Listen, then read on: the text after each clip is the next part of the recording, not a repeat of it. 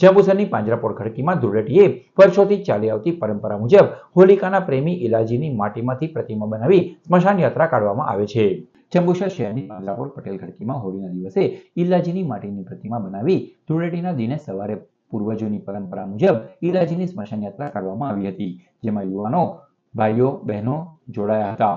બાપ દાદાની પેઢીથી પરંપરાગત હોળી પર્વની ઉજવણી કરવામાં આવે છે અને પરંપરા મુજબ હોળીના દિવસે તળાવની માટીમાંથી ઇલાજીની પ્રતિમા બનાવવામાં આવે છે।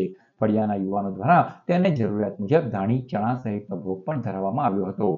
આજે ધૂળેટીએ પટેલ ખડકી તથા આજુબાજુની ખડકીના લોકો એકત્રિત થઈને નનામીમાં સુવડાવીને ફૂલહાર ચડાવી આરતી કરી સ્વજનોની જેમ સ્મશાન યાત્રા કાઢી વિદાય આપવામાં આવી હતી।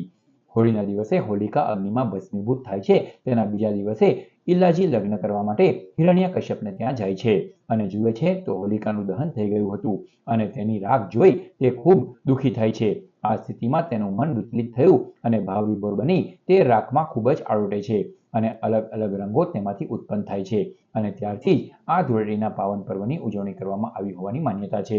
હવે આ જે પરંપરા જે ચાલુ રાખીએ છીએ અને આ છોકરાઓને પ્રોત્સાહન મળે અને આ પરંપરા અવિરતપણે અમારી આગળ પર ચાલતી રહે એના માટે પ્રોત્સાહન માટે અમે એક ઇલ્લાજીનું પૂતળું બનાવીએ છીએ।